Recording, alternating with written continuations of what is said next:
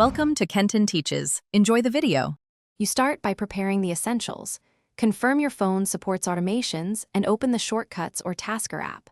Once done, place a small audio file in an accessible folder and grant media and automation permissions. Next, create a new automation for Power Connected. Choose the exact trigger for charging start. Make sure the automation is allowed to run without asking, since you want an immediate sound. This step gets you straight to execution without extra setup delays. Now you build the middle of the flow. Create an action sequence that plays your chosen audio when the Power Connected trigger fires.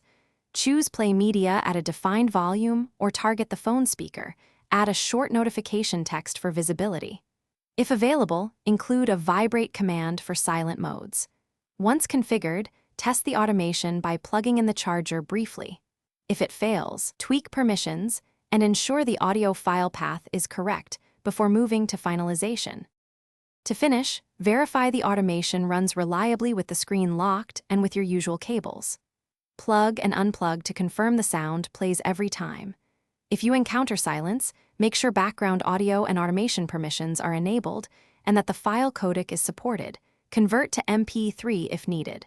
Finally, use the automation app's debug or history logs to spot failures.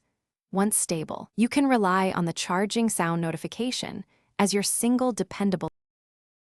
Thanks for watching. Please subscribe if this video was helpful.